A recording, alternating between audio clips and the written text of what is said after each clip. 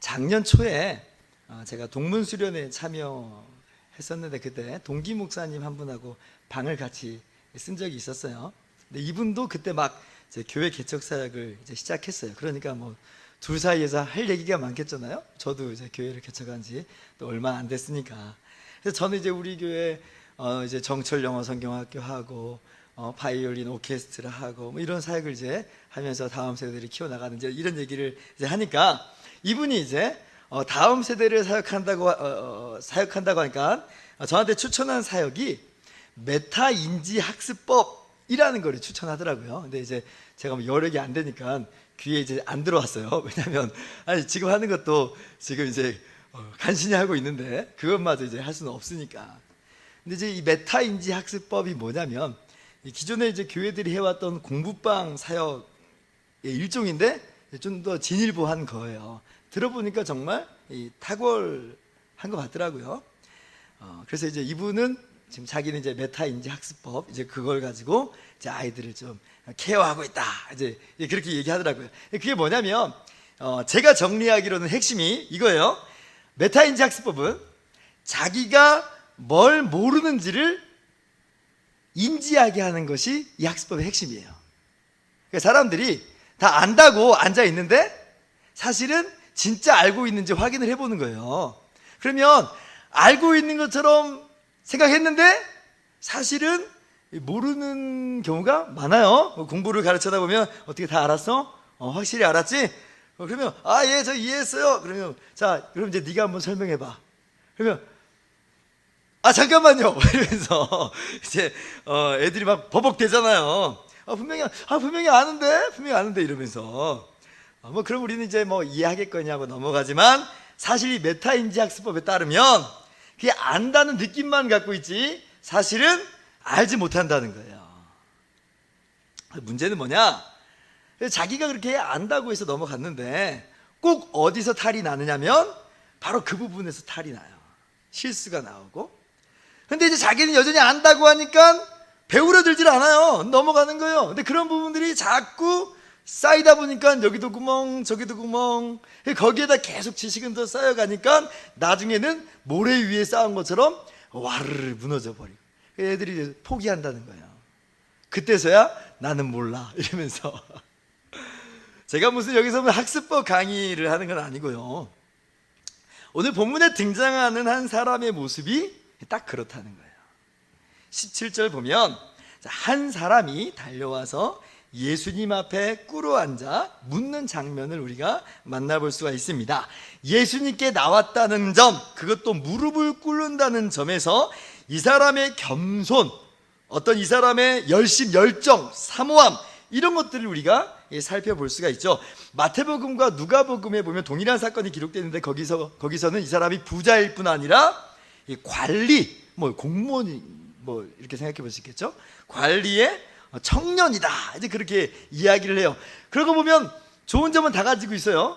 젊죠, 안정된 직장에, 부자예요, 겸손하고 열심도 있어요. 이런 걸 보면 우리의 눈으로 볼 땐 1등 시민이에요. 게다가 이 사람이 자기 입으로 말한 것을 우리가 그대로 받자면 이 사람은 또 경건의 삶에 있어서도 앞서가는 사람 같아요. 예수님께서 이제 십계명을 지키라 이제 이러니까 20절에 이 사람이 뭐라고 말하냐면 이것은 내가 어려서부터 다 지켰나이다 그러거든요. 그러니까 이런 걸 보면 이 사람은 정말 착하고 경건한 사람이다. 아니 뭐 자기 입으로 얘기한 걸 어떻게 믿습니까? 아니 믿을만 해요. 왜냐하면 제가 예전에 중등부를 지도할 때 그때 이제 어버이날을 앞두고 이제 부모님께 편지 쓰기를 하자 해가지고 전체적으로 편지를 쓰게 시킨 적이 있어요. 애들이 그럼 쓰나요? 중학생 애들이? 잘 안 쓰잖아요. 그래서 제가 막 예를 들어줬어요. 야, 쓸 거 없어? 야, 이런 거 있잖아. 부모님 말씀 잘 안 들었던 거, 속상하게 해드렸던 거, 야, 그런 거 있으면 거기다 써. 죄송해요, 잘못했어요, 앞으로 안 그럴게요. 그렇게 쓰면 되지. 우리 전형적인 이제 부모님께 쓰는 편지 멘트잖아요. 근데 그래서 이제 몇 명이 그래도 이제 끄적거리기 시작했는데 맨 앞에 있는 이 한 명 학생이 쓰질 않는 거예요. 거슬리잖아요, 눈에. 그래가지고 야, 너도 써. 왜 안 쓰는 거야? 빨리 써. 이제 그랬거든요. 그랬더니 이 친구 하는 말이 저는 잘못한 게 없는데요. 저는 부모님 말씀을 잘 들었다는 거예요.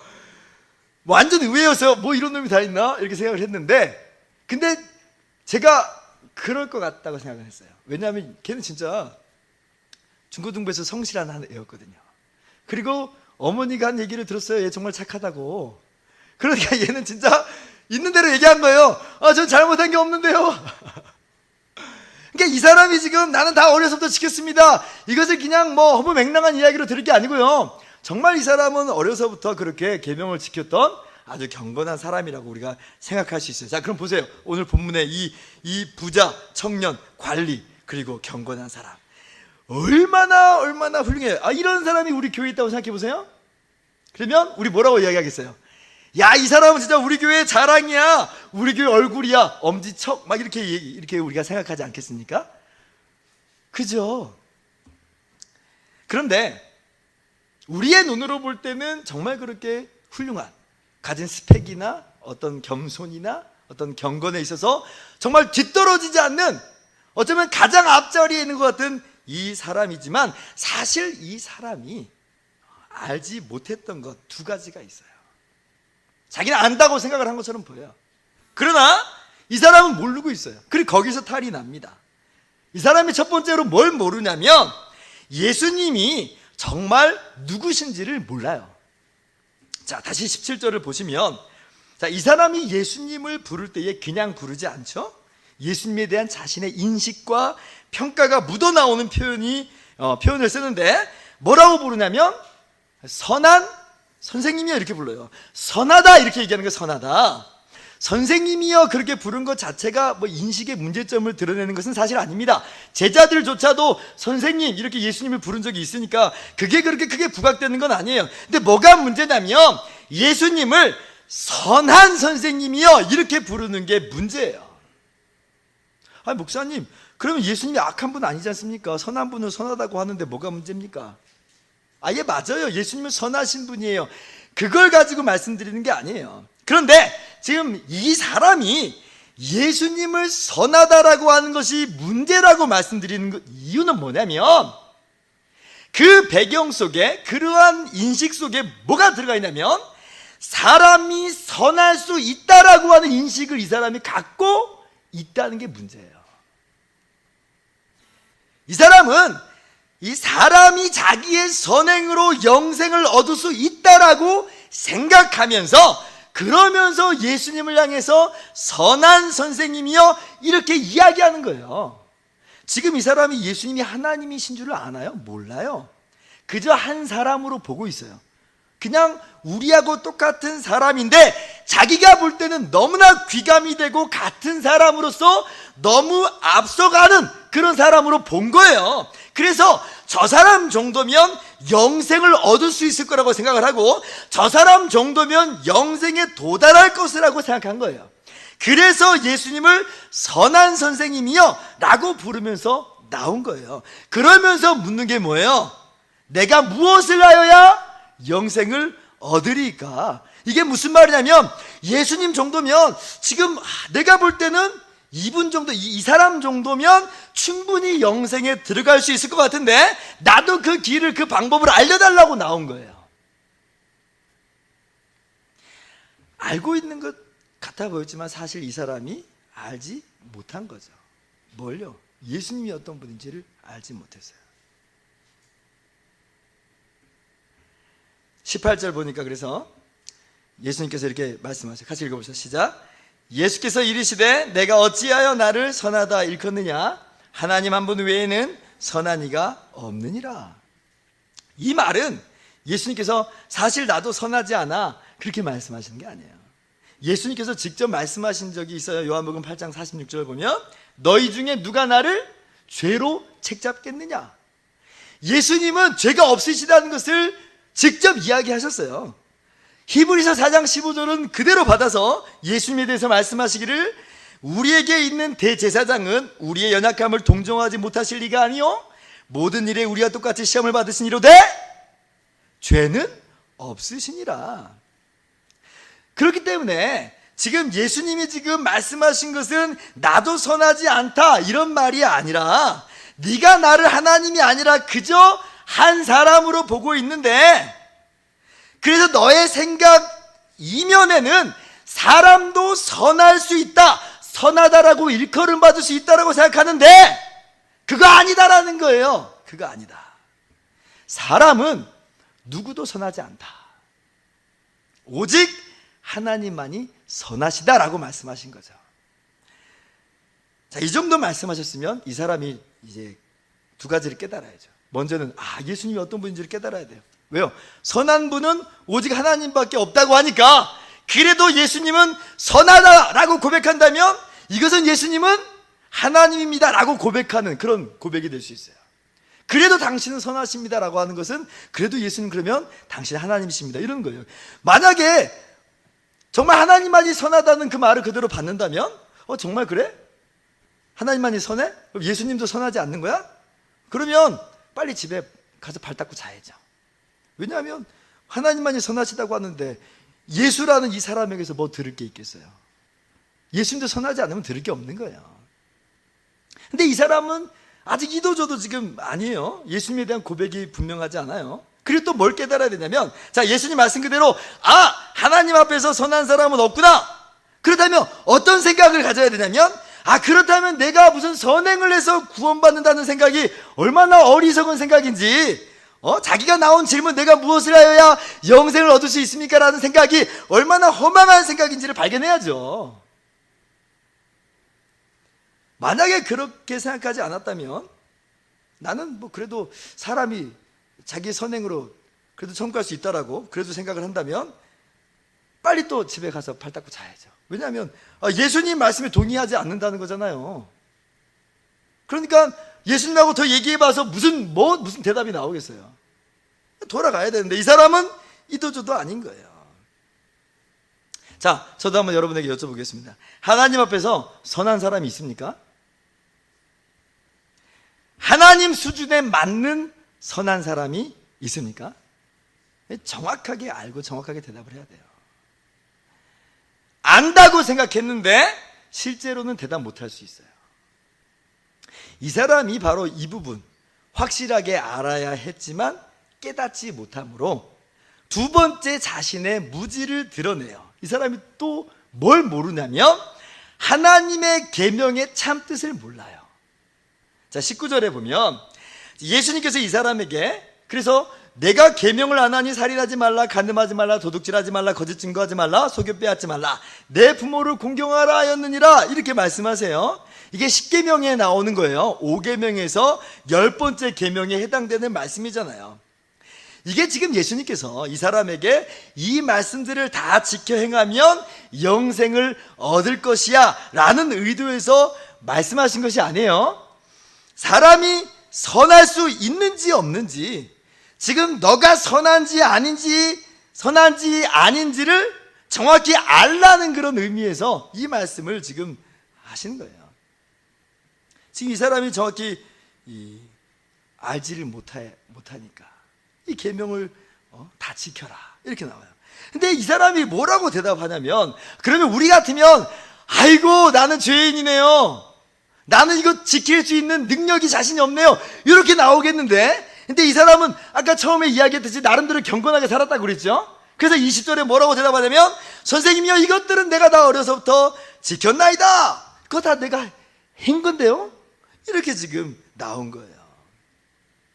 이 사람은 지금 내가 하나님의 계명을 다 지켰다, 하나님의 계명의 수준을 내가 지키는 수준 정도로 지금 그렇게 이해하고 있었던 거죠. 그렇게 알고 있었어요. 그러나 그것은 사실 제대로 알지 못한 거예요.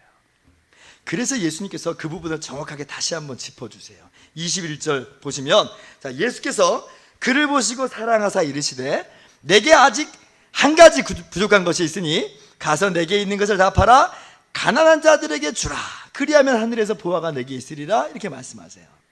이 사람이 지금 영생을 얻고자 하는 구도자적인 열심을 갖는 건 참 바람직한 모습이에요.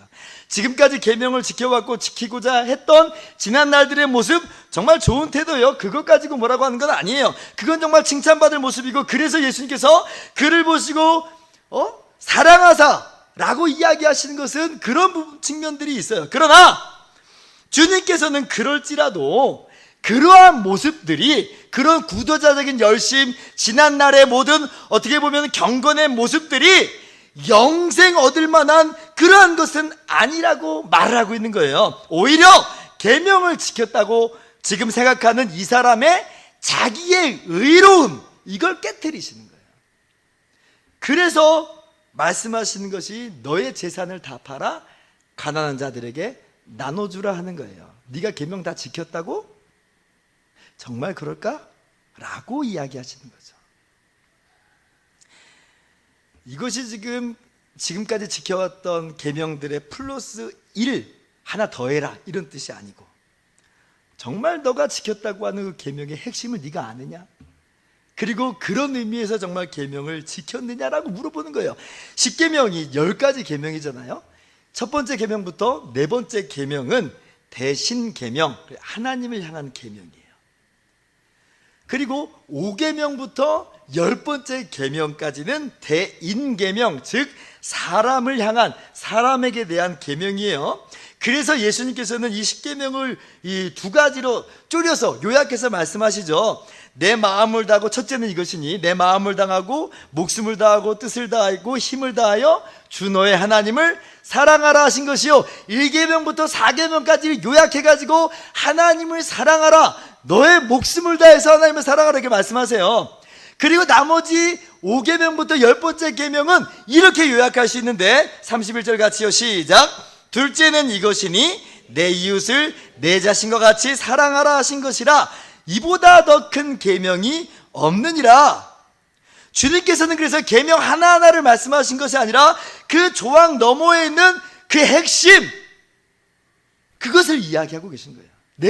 내 이웃을 내 자신같이 사랑하라. 그래서 사도 바울이 이 말씀을 그대로 받아가지고 로마서 13장 8절 이하를 보면, 남을 사랑하는 자는 율법을 다 이루었느니라. 간음하지 말라, 살인하지 말라, 도둑질하지 말라, 탐내지 말라 한 것과 그 외에 다른 계명이 있을지라도 내 이웃을 내 자신같이 사랑하라 하신 그 말씀 가운데 다 들었느니라, 이렇게 말씀하신 거예요. 자, 그러면 다시 이 부자 청년 관리에게로 돌아와 봅시다. 이 사람 부자예요.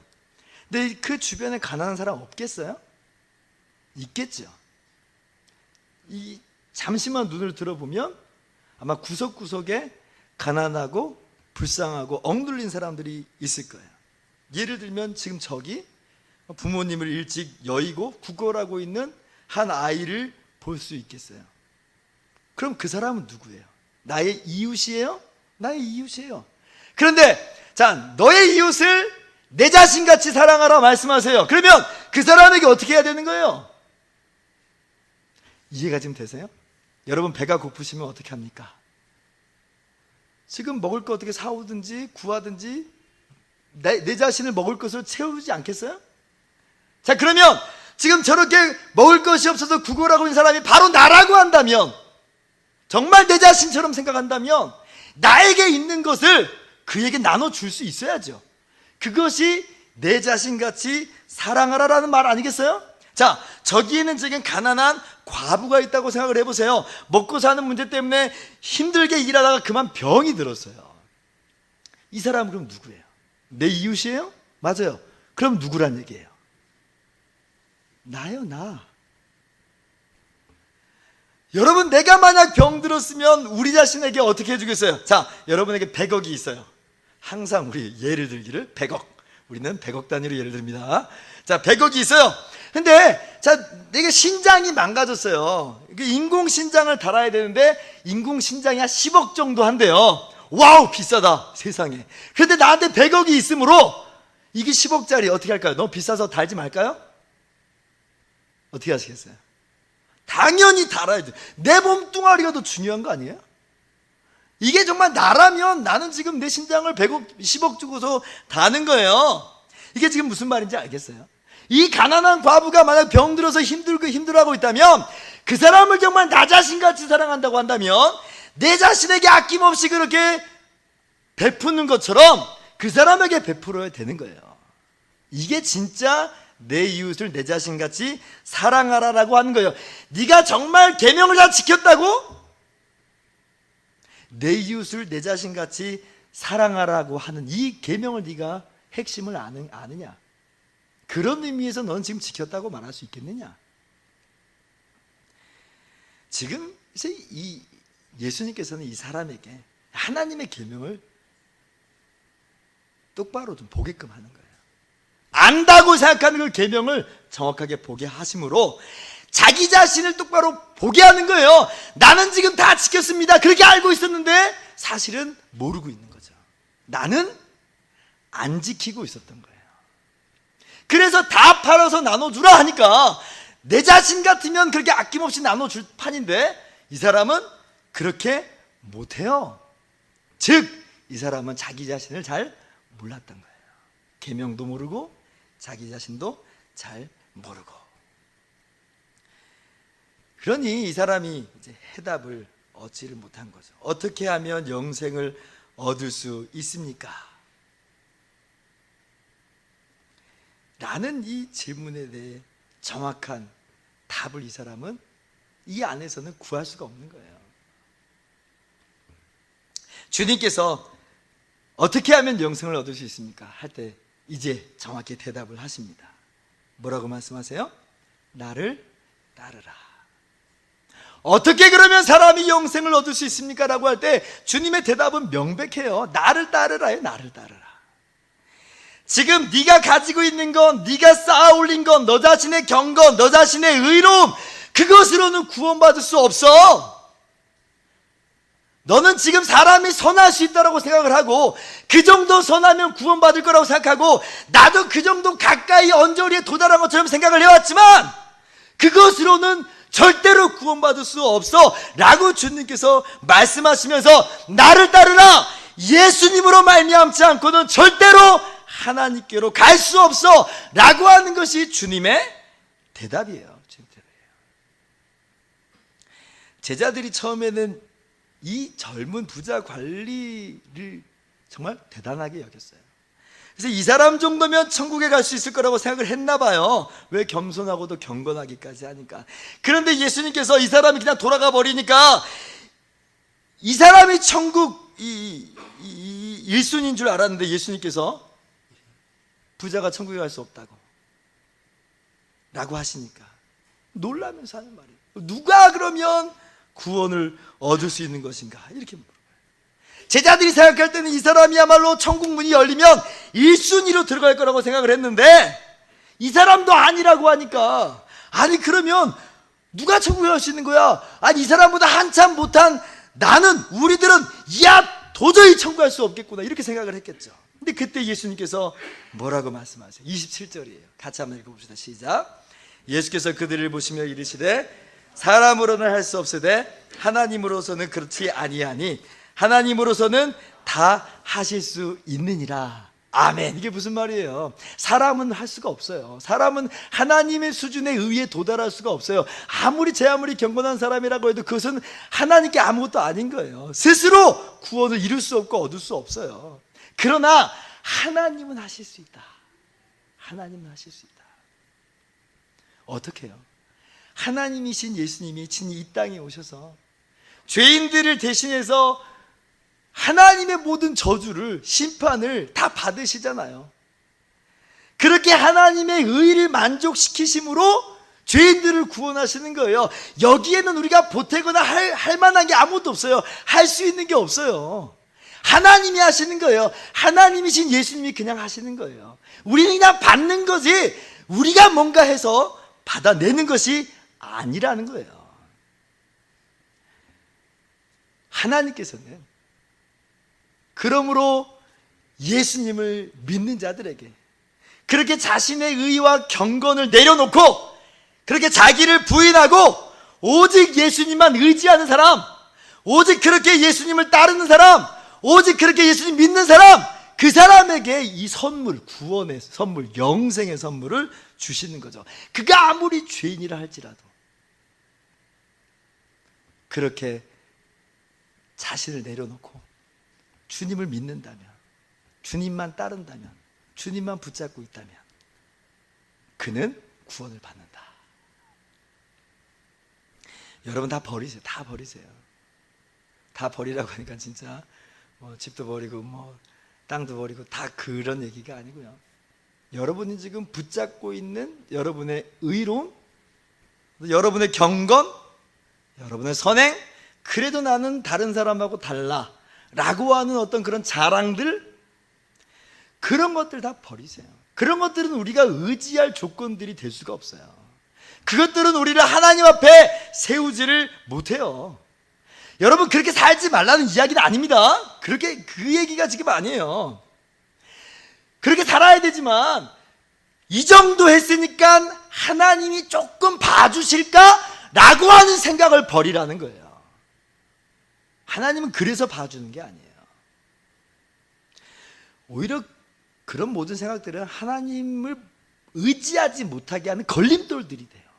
왜 바리새인들이 예수님께 나오질 않아요?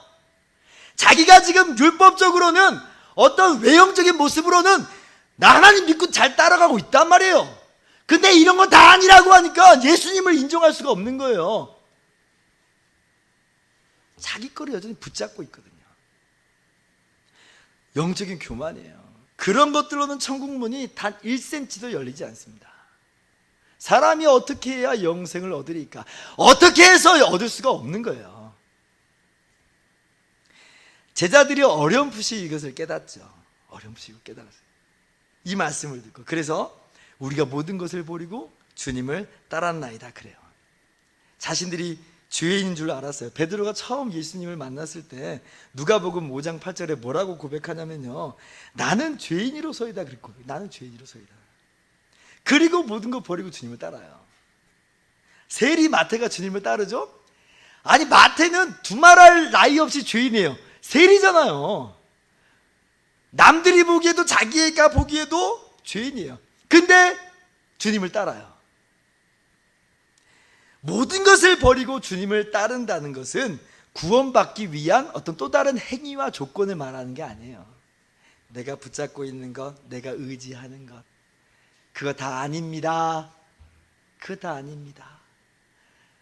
오직 주님만이 나의 유일한 구원자가 되십니다 라고 따르는 것이 모든 것을 버리고 따르는 거예요.